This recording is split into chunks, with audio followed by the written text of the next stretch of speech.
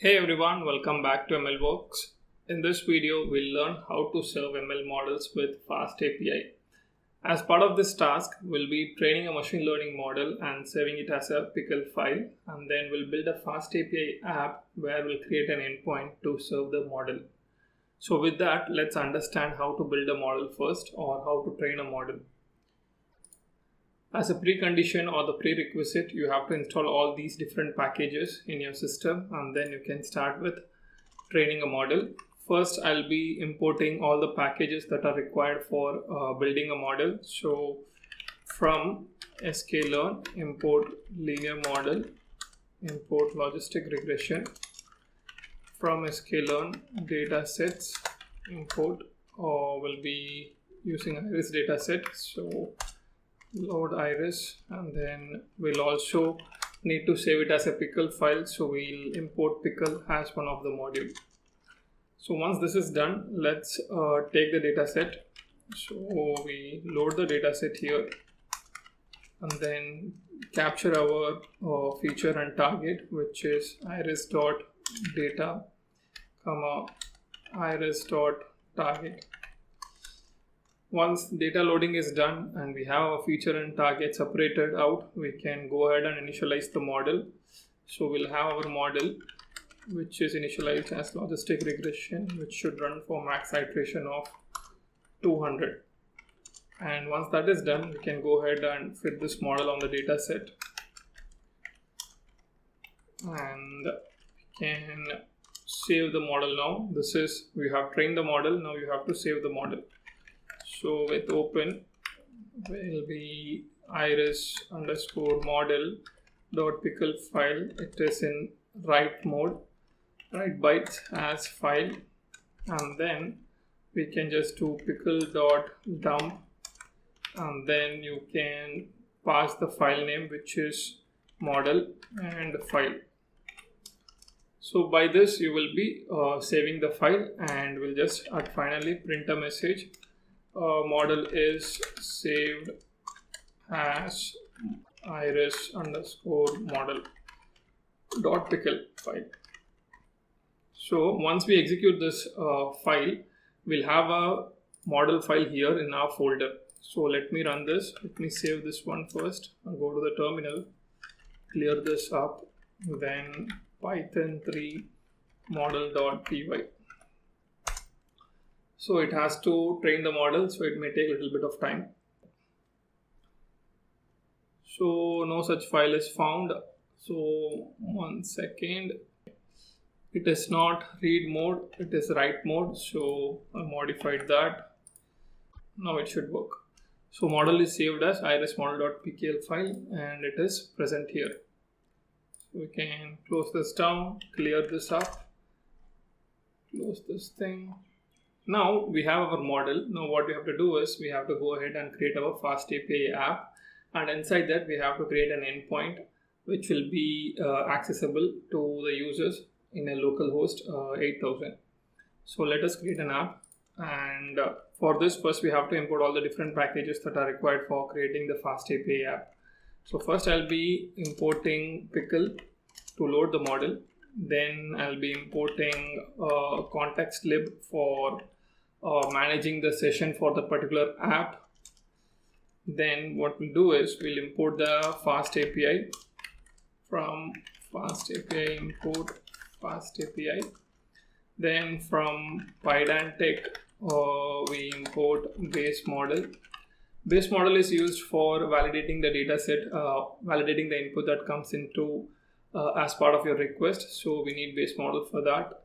And then since we have imported all this, we also need to import type-ins like list. So from typing, import list. This is our all the input statements. Now what we'll do is we'll create our input validation class, which is class iris features, and it will be inheriting the properties of the base model from Pydantic, and we'll have 4 features. If you know here, the iris dataset has 4 features, so we'll be mentioning it here, which is s_length, which is floating point value, and then we have s width, and that is floating point value, and then you have petal length and width, which is also again a floating point value. So whenever a request that comes in, it has to validate whether this all the 4 features has floating point as their input data type. If it is not there, then it will throw an error like 422 unprocessable entity. So with respect to data validation is done. Now we can go ahead and create our lifespan for the app. For this, you have to create a decorator async context manager and define your async function here, which will be called as lifespan, and it will take the FastAPI app. Now what we'll do here is whenever the app gets started, the first thing that we want to do is we have to load the model such that it can accept the request. So that's why we have to create a lifespan, because it will run as soon as the app starts executing or starts running. So first step is to set some global variable like ML model, and then I'll be checking in try exception with open statement. I'll see if my model is present or not, and then I'll be in a reading mode. If it is present, right, it will read, and then it will be turned into file, and then model is called as ML_model is called as pickle.load. Then we call the file name here. So if the file is present, it will load this, otherwise accept file not found error, and you can send us file is not present. Otherwise we can raise a general exception and see model file is not present. Now this is this whole try catch and global variable will start executing as soon as the app starts. But whenever you want to shut down the app, you have to ensure that you write this keyword here, and this will, whatever below this will get executed after the yield command. So this statement, right, yield statement will ensure start of shutdown flow here from onwards. We are done with the startup flow, so we don't need to do anything here. Now we can go ahead and create our API, which is app.post, where we'll be sending our request, and we'll call it predict, and then the response model we want to use is equal to list, not list of integers. Now one thing what I've noted is we are seeing this error because we did not define our app yet. So app is equal to FastAPI, and here I will be giving my title, what is the app is about. It is iris classification, and then I'll add the description, which is iris API for classification, and then I'll also add version details if needed, which is 1.0.0, and then I want to pass the lifespan. So this will ensure when the app is getting created, it will run this function, which is lifespan function, and load the model. It will keep it ready such that it can go ahead and handle all the requests that is coming in. So here we have our app. Now what we can do is we created our API. Now let's define it here. So what this will do, this will be handling the request. So it will be predicting. So it will take in one is features. It will take the features, and it will be validated. Whatever the request that comes in, it needs to be validated with respect to this class. So what we do is this feature is validated against iris features. Now what we'll do is we'll be taking all the input from here, which is features, which will contain all these 4 more features will be picked from this specific features, variable. Now before we do that, we want to test if my ML model is present or not. If ML model is none, then I'll be returning it. I don't want to go ahead and perform prediction because model is not present. So I'll be throwing an error, model not found. So this is done. Now we have to get the prediction. So what we do is first we have to turn it into a format such that the model can pick it up. But before we do that, we have to load the model which is present inside, which is stored as a pickle file. So with open, and here I'll be passing that iris underscore model dot pickle, and it is under read mode. So okay, it is not under read mode because we have already done that. Now here what we have to do is we just have to go ahead and predict. So what I'll do is I'll take the data that is coming in. This will turn it into a from Pydantic model, right? The data comes in Pydantic model, which is base model. We want to turn it into list or array. So what we do is we pass the data that comes from here and store it inside array.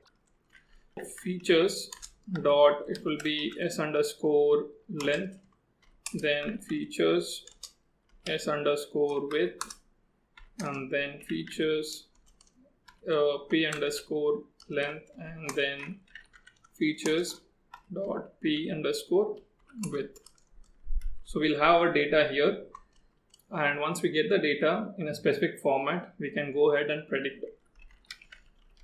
So we'll have our ML underscore model, which is present here, which is global variable ML model, and we load it and we do predict, and then we pass our data here and we get our list.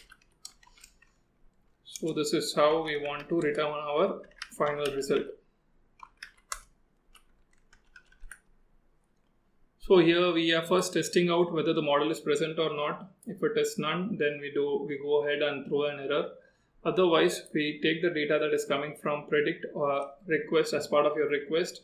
We turn it into an array or list, and then we pass it to our model and get the final prediction. So let me save this and save this. Now what I'll do is I'll go ahead and run this app, clear this one, uvcon app reload. So uvcon is the server that is used for running the FastAPI. App represents this file name, and this app represents the FastAPI instance that we created here. And reload function is used whenever we want to change something here. The reload parameter will restart the server and get the updated file. Let me run this. We have some error here. So yeah, it is a response model. It's not response mode, it is response model. So that change, it started, and the application is startup and it's complete. Okay, now let's go and see inside localhost 8000. Yeah, so we have our iris classification up and running. Now inside this we can go ahead and try it out, and it takes in 4 different parameters, which is s length, s width, p length, p width, and it takes floating point value, which is 0.1, 0.5, 2.3.2 or 2.3. This is just a dummy value we give, and it will predict something which is the class 2. This is fine. Now if somebody throws, instead of floating point value, some string type, so it should throw an error because of the Pydantic validation that we do. So if you see here, when we pass an string value instead of float, we get an error 422, which is unprocessable entity, as I discussed earlier, because it was unable to parse that float value. So let me go back here. Now if I pass 4.3, it will go ahead and execute, and it will go ahead and predict also. So the class is 0. So yeah, we are able to execute or serve an ML model with the help of FastAPI, and we have seen how to validate the data that is coming in inside as part of your request. So with that, I'll be concluding this video. Thank you for watching.